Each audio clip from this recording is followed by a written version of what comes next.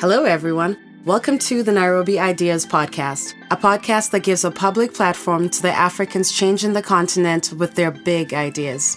Nairobi Ideas Podcast is brought to you by the Mawazo Institute, a Nairobi-based research organization that is focused on female thought leadership and public engagement with research. I'm your host for today, Kare Mugo. Thank you for joining us for our new series on climate and conservation.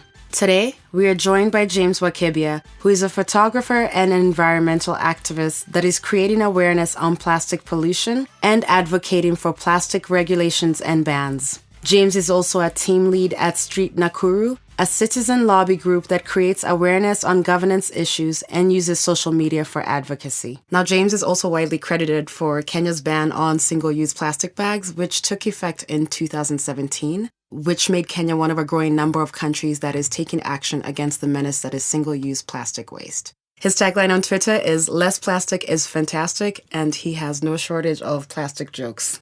Welcome, James. Thank you so much. Thank you for joining us in studio. How are you today? Very fine. It's an honor to be here. So you have this phenomenal story of how you sort of came to be this well-known activist who now travels the world advocating against the use of plastic. But I'm wondering, who was James before he became an environmental activist? Tell us a little bit more about your background. Who is James? James, before the ban, was just any other ordinary citizen, But I think I had some love or some passion for activism, because I remember joining Boniface Mwangi in the streets of Nairobi, I think in around 2009, 2010. Then I became an environmental activist, somehow by accident or by anger, I'll say, because it happened that after going back to Nakuru from Nairobi, I often passed through a section of the road that was completely polluted by trash from Nakuru's biggest dump site. And it made me so much annoyed that I felt that I should do something, So I began doing something. I began taking pictures, writing opinion articles, demanding that the dump site should be closed and relocated. And it gradually grew to something out of control, something I had never even imagined. Because when I was doing it, I was not doing it as a campaign per se. I was just expressing my anger for bad solid waste management. So that's how it started. That's very interesting. The fact that you and Boniface both have these backgrounds around photography, and then you find yourself sort of becoming an activist because you just see something and you feel that there's something here that needs to be done, and that angers me. Did you grow up in Nakuru? Is that your hometown? Is that where you live? In fact, I was born in Nakuru in a small quiet village called Matueku in Rongai division. Right now it's called Rongai sub-county. Okay. And I remember growing up in a very clean environment, taking care of my parents' cattle in a very green area. I would go under a tree with a book and look after our cattle. And then it happened that I came to Nairobi with this confusion and madness. I lived in a place called, first I went to Pipeline. I think everybody who comes to Nairobi first lives in Pipeline. Mm-hmm. I went to Pipeline and I would see very polluted environment, so much plastic and sewage, and it got in me. I was crazy about it. I felt like people shouldn't live that way. Then I moved to Huruma, the same case, very dirty. Mm-hmm. So when I went back to Nakuru and then finding the dump site and the pollution that was going on, I felt like I had reached some level that I should do something. Mm-hmm. Yeah. And you did do something about it. Yeah. So before I get into the next question, I'm going to read off some current statistics around how we as humans are currently interacting with single-use plastics. And the idea behind this is to kind of help our listeners get a better sense of the issue at hand. I think you have some really good insight on it. So here we go. It is estimated that over 1 million plastic drinking bottles are purchased every minute around the world, and another at least 2 million plastic bags are used every minute. According to the Great Britain Royal Statistical Society, only about 9% of all plastic ever made has likely been recycled. Now, for context, the first synthetic plastic was produced in 1907. So we're talking about 93% of plastic plastic that has been produced since then has not been recycled. Now, in 2015, the amount of plastics produced was equivalent to the total mass of 2/3 of the global population at the time. High-income countries tend to generate more plastic waste than middle or low-income countries, but they also tend to do better at plastic waste management. Plastic bags have been shown to cause considerable harm to both environments and wildlife. But Africa at least leads the world in plastic bag regulations, with 34 countries having passed plastic bag bans. And Kenya has the highest penalties in the world for the use of single-use plastic bags. So a fine can attract between 2 million Kenya shillings to 4 million Kenya shillings, which is roughly $20,000 to $40,000 US. So there's a lot of incentive to not use plastic bags. So there's a lot to digest there, but the point being made is that there's a lot of non-biodegradable plastic waste that is being created, and that something needs to be done about it. And you've been working on this issue for some time now, and you've kind of talked a little bit about how, you got inspired by seeing just waste everywhere and going, there's something that can happen here. Mm-hmm. But take us through the specific campaign to ban plastics, which I think was started under hashtag #BanPlasticsKE, or did it begin before that?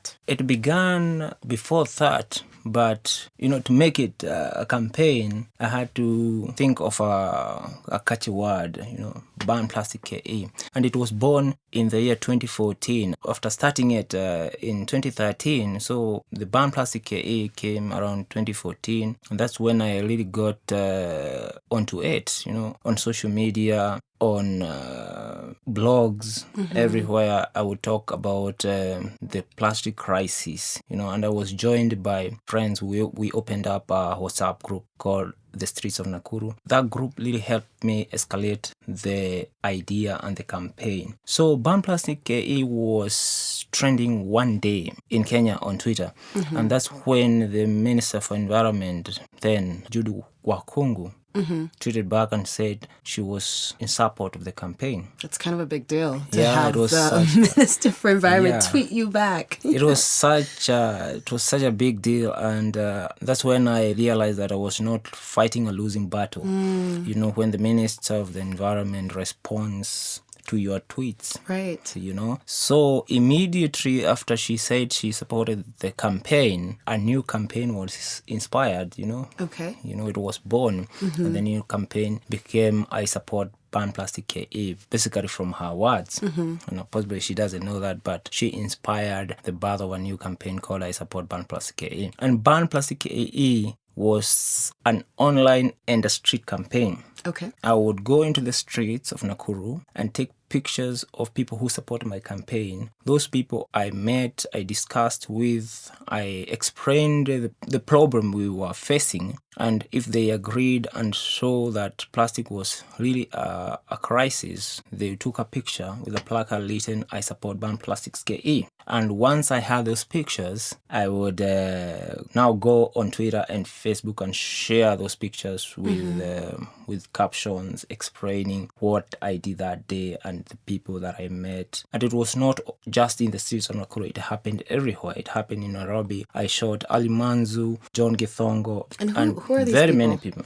These people you're naming for our listeners. We have a very global audience here. So yeah, beautiful. So I shot big personalities in Kenya, like Ali Manzo is a KTN news anchor, and John Githongo happened to be anti-corruption Caesar in Kenya. So having them support my campaign was good, was amazing, And I also reached so many other people, ordinary people in the streets, even out of the country, like Earth University in Costa Rica. Also, so many students supported my campaign. That's amazing. Which was quite awesome. So we had those two hashtags, Ban Plastic KE, which now became I Support Ban Plastic KE, and adding into it, I did a lot of writings, news articles, opinion articles. I shared lots of pictures just to escalate my campaign until it reached everyone. The power of social media is something so powerful. You can reach many people at a click of a button. Right. And I knew the power, and so I used it a lot. That's phenomenal. And if you have not seen James' campaign, you can find it online, and it's got a diversity of people, in a diversity of places. places,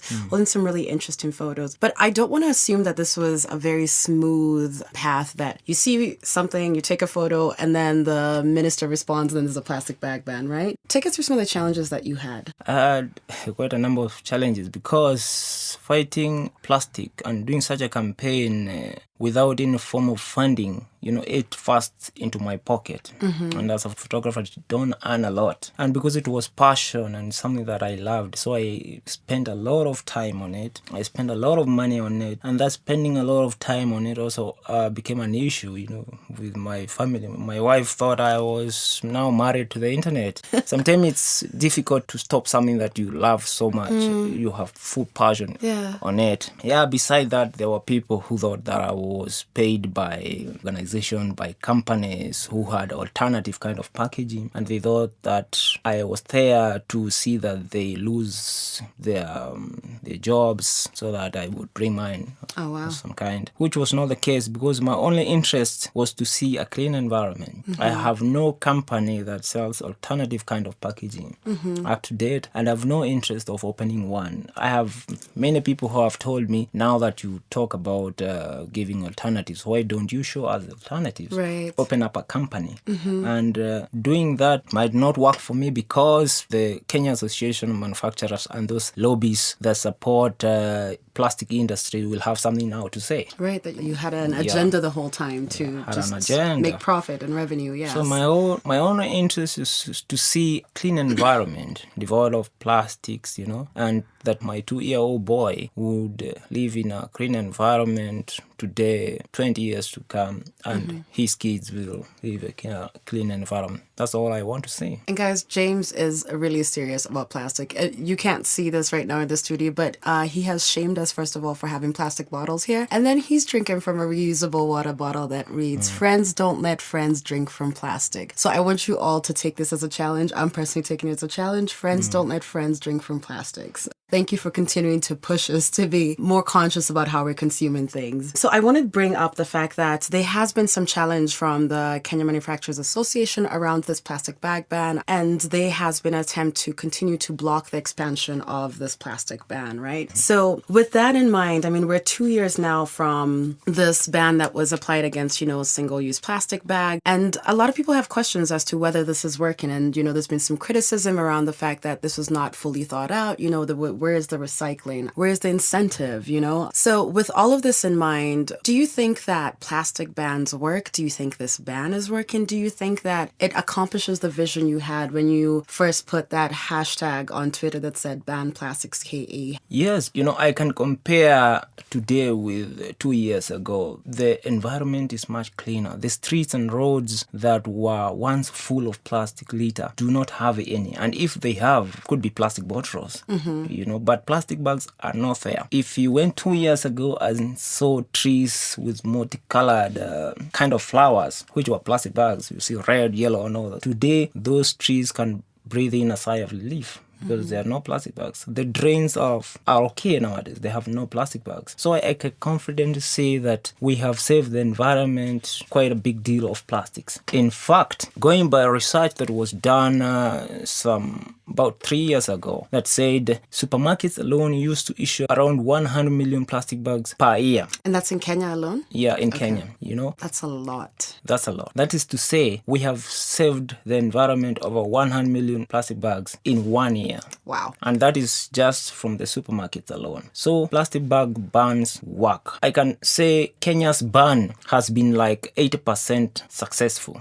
We have a few challenges here and there, but we are doing good. That number of 100 million plastic bags alone, that those aren't being produced. So every year we go, we have another 100 million bags that we did not put out in the environment. And to think of Kenya as a really small country. So when I think of the larger countries and trying to put this in context again, then, how many plastic bags are produced in a country like the United States, right? In comparison. Yeah. So I feel personally proud to be Kenyan right now. Thank you for your work on that. Before we let you go, it is a podcast tradition here at the Nairobi Ideas podcast to ask our guests about their big idea. What is the big idea for the world that you envision, for the world that you are creating? And how does your work right now help you get to that world you're envisioning? I envision a world with less plastic, because less plastic is fantastic, So there is... Way to plug that in there.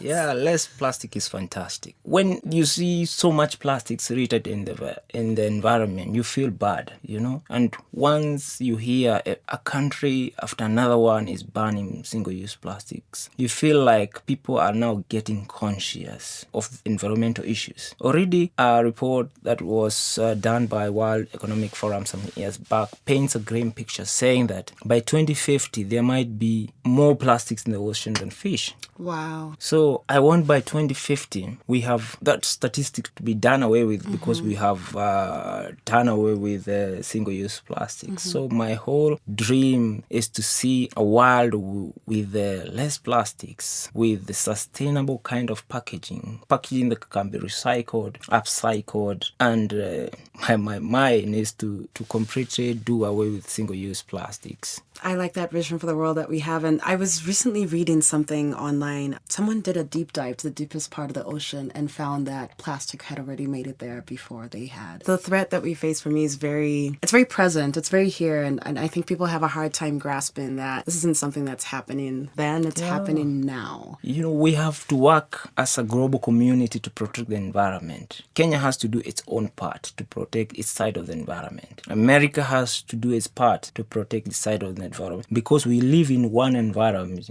If Kenya pollutes its side, another country cleans its side, we're almost doing like zero work. Right. Because you cannot urinate on one corner of the swimming pool and expect the other corner to be clean. So we have to work. Analogy. It's like an African proverb. So we have to work together as a global community to protect this environment, because it's one, so that we all benefit from it. No need of one country polluting and the other one, buying carbon credits so that they can try to balance the equation. There's nothing like balancing the equation. We must all stop polluting, Well, I think you are continuing what is a long legacy of environmental conservation in Kenya particularly. I think we've been very good at sort of leading the way. Kenya is a global leader in matters of conservation. And I look forward to seeing what you continue to do with your projects. I realize we've skipped a very important part.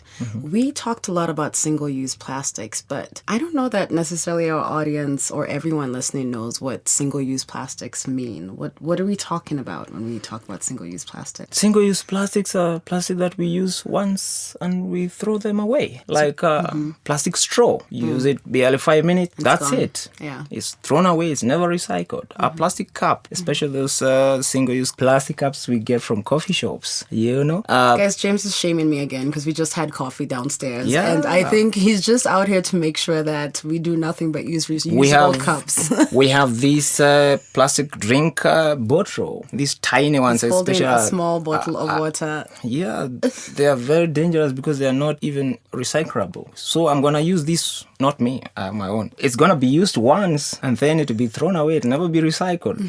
So my message to the studio is to completely do away with this kind of plastic bottle for more reusable kind of bottles because they are available. Yeah. Only that the plastic industry has done a very good job of perpetuating the narrative that plastic is life, that we cannot do away with plastic, They have put a blind on our eyes that we have plastic is a necessity. And it's cheap. That's the other and thing. It's cheap. Plastic is cheap. Which is a lie. It's a fallacy. We can do away. Like I have done away with most of the plastic bottle I could be using. And you've probably saved a lot of money by reusing that one bottle. So I always try to tell people, avoid plastic as much as possible because less plastic is fantastic. Tagline, guys, again. So if you are looking to have James come in and tell you what you could be doing to reduce plastic in your life or engage with him on his initiatives, where can people find you? People can find me on social media, on Twitter, James Wakibia, on Facebook, James Wakibia, on Instagram, James Wakibia. Everywhere is James Wakibia. And you're also on Medium. He does some really interesting writing on Medium, so please do feel free to check out that. Thank you so much, James. Thank you so much, Rosanna. In closing, thank you so much for joining us for the first episode in our climate and conservation series, where we are sitting down with scientists, activists, thinkers, innovators, and decision makers who are helping to engineer sustainable African futures. To find out more about James Wakibia and to find links to the data shared in this episode or to listen again, you can find us permanently on the Nairobi Ideas Podcast page at mawazoinstitute.org/podcast. You can also subscribe to the Nairobi Ideas Podcast on iTunes, Google Play, or wherever you get your podcasts. From all of us here at Mawazo Institute, bye and keep it nerdy.